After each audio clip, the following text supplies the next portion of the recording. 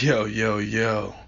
What's good with it, y'all? It's your boy Lamborghini Cream back again, once again, talking this boxing shit. And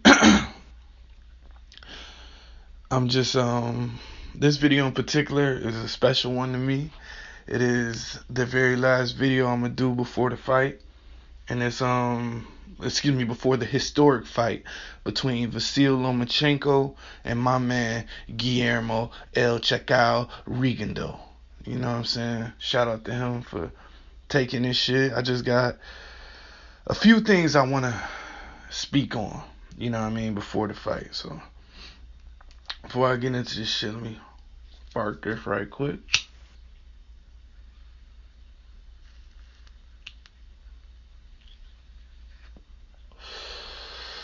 Yeah. Okay.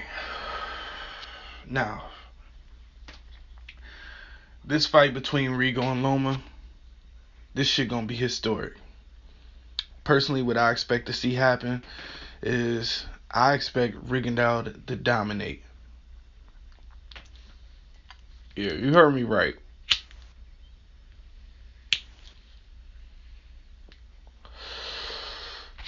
Dominate. I say that for only one reason. Well, not one reason. A myriad of reasons that lead to one reason. One main reason. And that reason is simply the boxing powers that be have decided to try to put the fuck over Rigo. I mean, they got everything lined up. He got to fight the guy 2 weight classes above the weight class that he fights at. The WBA see an opportunity to steal that belt from him. So if he lose, they're gonna just basically fucking steal the belt. That shit is that's inconceivable. That type of fuckery is inconceivable. It's remarkable. You know what I'm saying? That kind of fuck shit right there, man. I don't think I ever in the history of boxing, because I was just I want to send a shout out to my man Dante's Boxing Nation. I just watched his interview with Virgil Hunter. And, you know, Virgil Hunter also one of my favorite people in the boxing game. One of the few that always keep it 100 regardless of the circumstance, the situation. So, got to send a big salute to him. And plus, I just like what he do. Just overall, the way he trains, the things that he says, the way that he speaks. He's a man that I have a very deep respect for. Same thing with Dante. Been fucking with him since the Dante 562 days, you know what I mean? It's just some good shit coming out of that area. But what I'm saying is, Virgil Hunter went on in this interview to expound upon the fact that he way older than me, but he can't even remember a single time where a champion has left a weight class and dared to be great, and the thanks they get from it, from their sanctioning bodies to where they are champion in another weight class, is that they get stripped should they lose the fight. That was the most ridiculous shit I ever heard. It's still, I don't even, man, it's really leaving a bad taste in my mouth, but, you know, there's very little that we can do as far as that going. Plus, Rigo knew what time it was coming into this shit, man. He knew they was going to try to fucking clean over, so that's why I think, personally, that Rigo gonna dominate. I expect Rigo to either win by late stoppage or clear unanimous decision. I think Loma is gonna get hurt more than a few times in this fight. I think Rigo, he do have a chance to get dropped though, because I was just recently rewatching the Amagasa fight and the Donaire fight. Basically, the 2 fights that I can remember off the top of my head, you know what I'm saying, where I saw Rigondeaux up against a challenge that was just seemingly insurmountable. Your guy, Amagasa, was 5'11", and the man, I don't give a fuck what the weights say. The man came in looking like a welterweight fighting Rigo. He really looked like a grown man fighting a little kid. You know what I'm saying? It was absurd in my opinion. That was another one where they tried to fuck him over. You know what I'm saying? In my opinion, he rose to the occasion. So I expect the same shit to happen again this time. Although there's some strengths that I believe Amagasa might have had that Lomachenko ironically doesn't. Now Lomachenko do got his boxing skills. They only second to Rigo right now, and those two would only be second and third to Floyd. in the game. You know what I'm saying? As far as skill for skill, I mean, you could definitely throw Andre Ward up in there too. You know what I'm saying? But I do believe that technically maybe Rigo's slightly better than Ward. Slightly. You know what I'm saying? Lomachenko can't fuck with Ward. But Rigo, man, if it was a pound for pound matchup, they was the same size, same weight, that would be a hell of a fight. You know, a hell of a fight. Because Andre Ward is like, I can't even. He's like water. Reminds me, like Bruce Lee used to say, he's like water. You know, if you put him in a pot, he becomes the pot.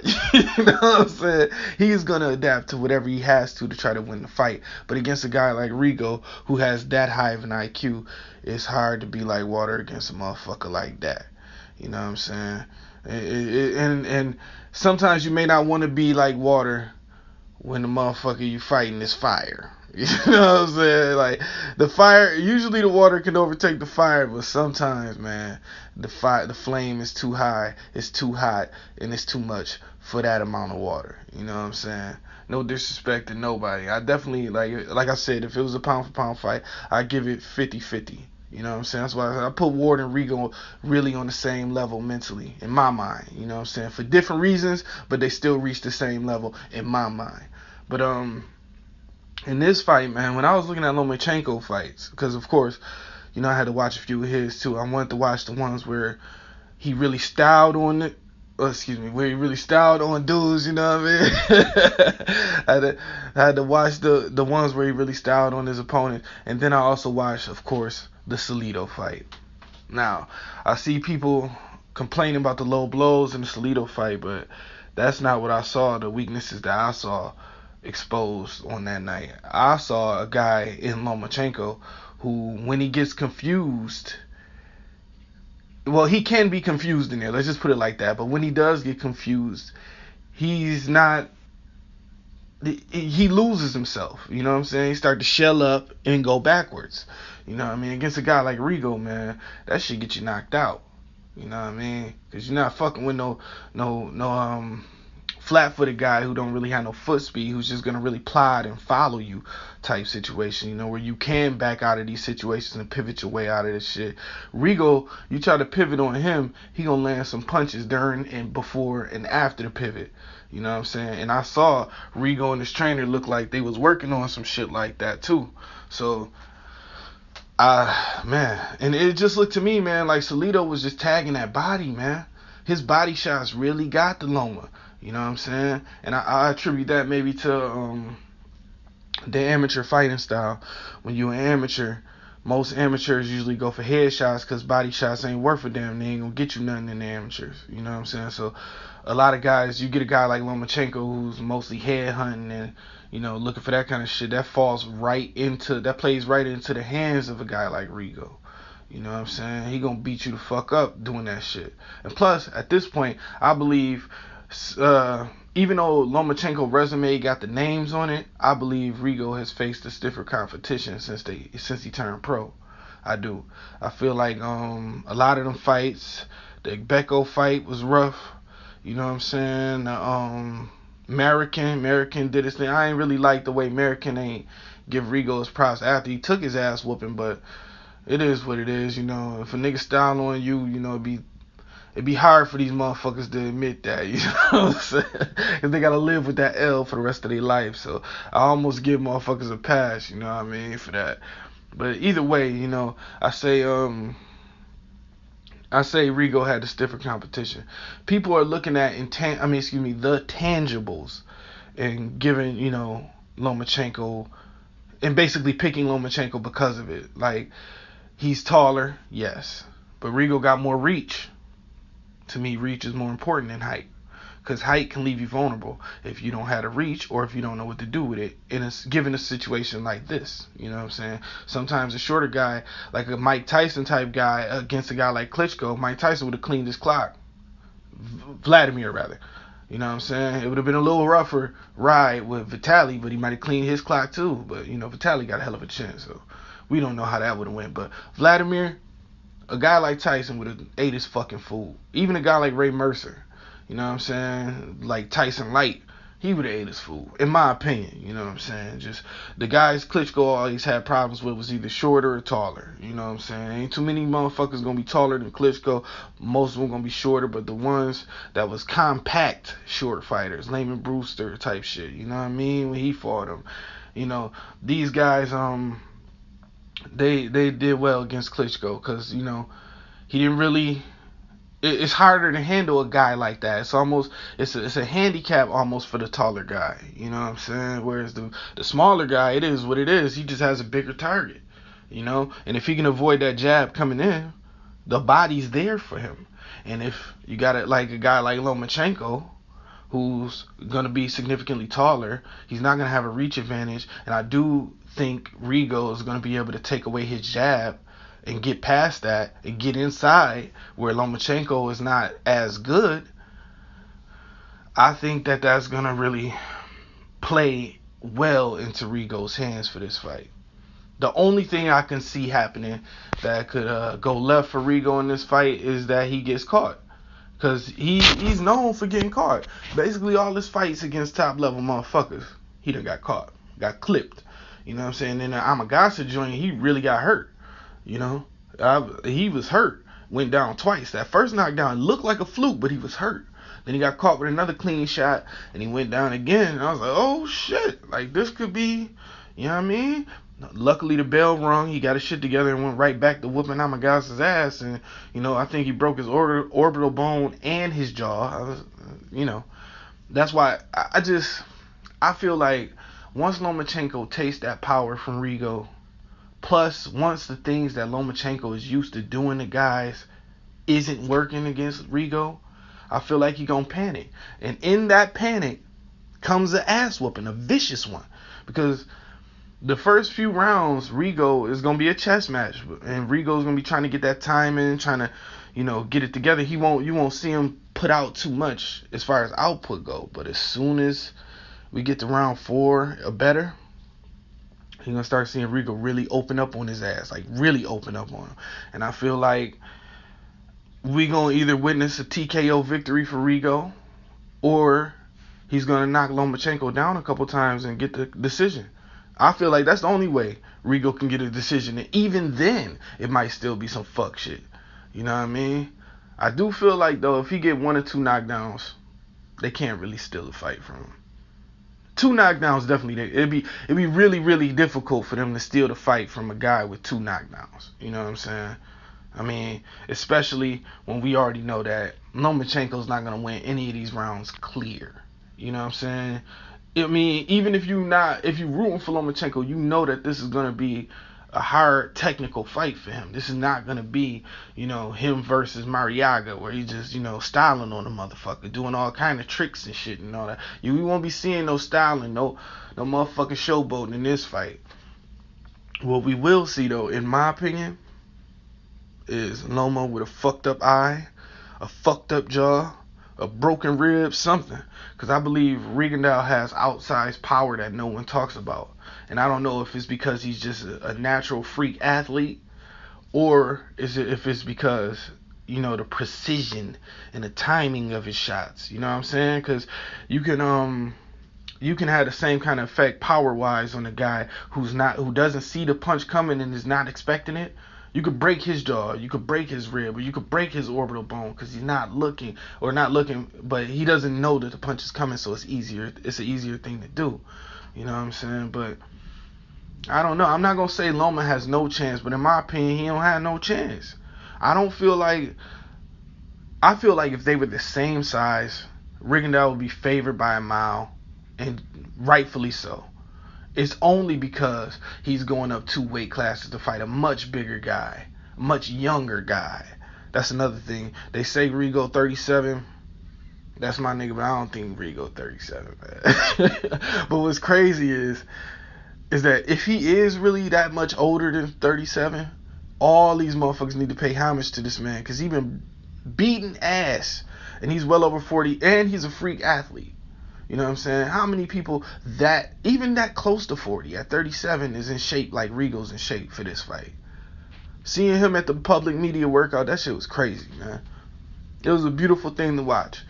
You know what I mean? To see a guy, if he is that old, man, it just increases my respect for him that much more. You know what I'm saying?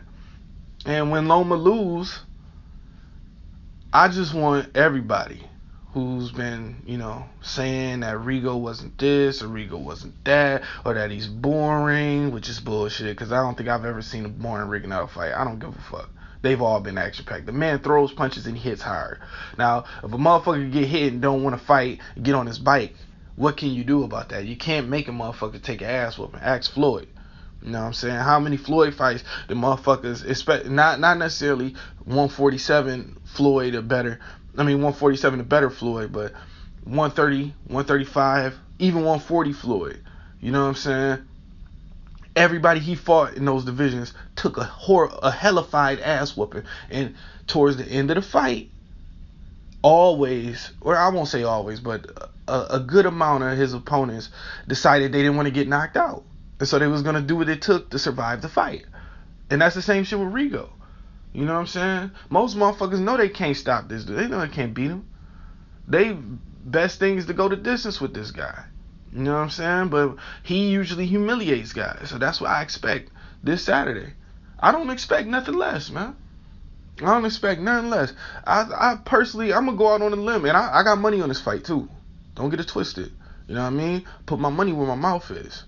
I got some good odds on Rigo, too. You know what I'm saying? Just decided to do that yesterday. But I had to put some bread on my man. You know what I mean? But to keep it a buck, I expect him to dominate. I don't think this fight will be close. I don't. I feel like once Loma start catching them body shots, and that shit he usually do don't work, because throwing a bunch of combinations on a guy like Rigo is only going to make yourself tired and open you up for counters. That's all it's going to do. It's, guys who throw heavy combinations, I don't know if y'all really go back this far, but if you ever watched the fight between Floyd and Philip Endo, where Endo just throwing bombs, he's bigger than Floyd clearly, and he's throwing bombs at him. Now, don't get it wrong, Lomachenko does not fight like Philip Endo, but this is a perfect example of how a technician like Rigondeaux could disarm a guy who's known for high volume. You know what I'm saying? Endo was dropping them bombs on Floyd. I'm talking 10-punch combos, missing every motherfucking shot. And Floyd wasn't dancing around running. He was in the pocket, shoulder rolling these shits. So, like I said, man,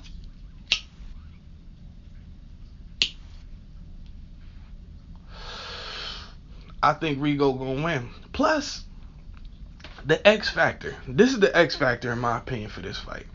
I don't think nobody's talking about it. I heard Virgil Hunter mention it a few times way back in the past when he was referring to Kovalev, but I want to also state this fact.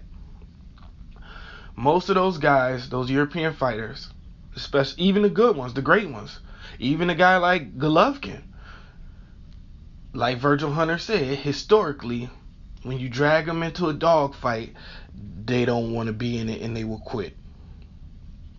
Look at Golovkin versus Danny Jacobs. Perfect example.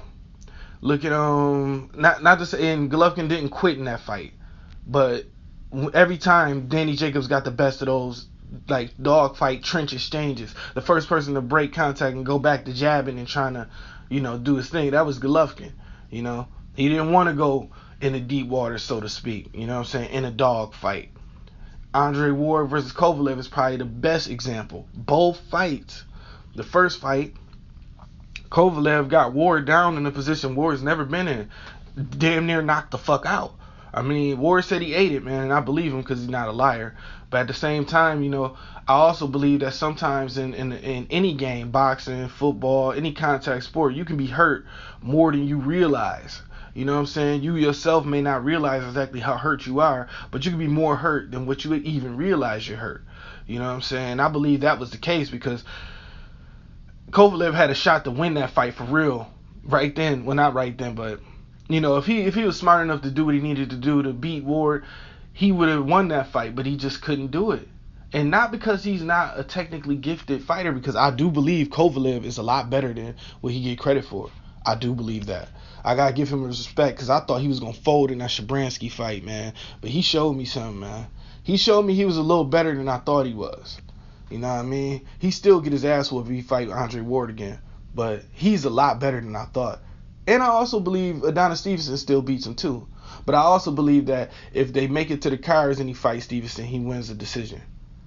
I just don't think he can take Stevenson's power. So I feel like eventually in that fight he's going to get knocked, put to sleep and shit. But either way, like I said, man, I expect Rigo to take Loma into a dogfight, especially if Loma somehow hurts Rigo. I expect Rigo to drag him into a dogfight, and I don't think Loma built for that. I don't think he is. And the combination of Rigo's technical prowess,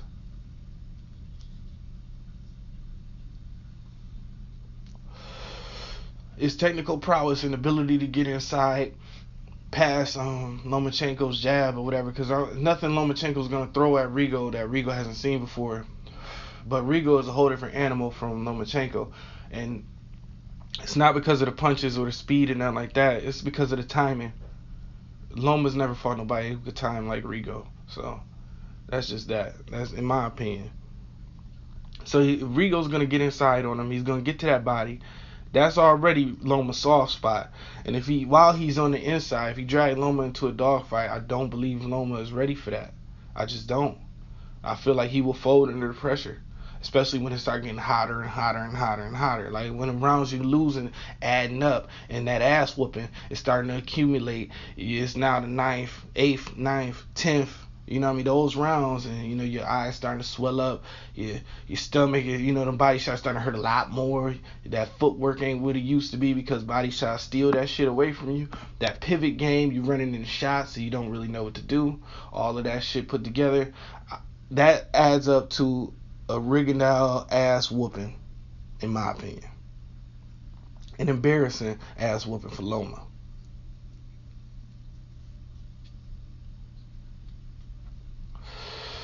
It's embarrassing, but I think Arum and them knew that knows that this ass whooping is that a total beatdown from Rigondeaux is very possible, and that's a big reason why they really didn't promote the fight. But shout out to all the fans, shout out to all the channels. You know what I'm saying? I watch all y'all motherfuckers. Shout out to all y'all that put out videos and hype this fight. I see everybody on Twitter is doing their thing, hyping this shit.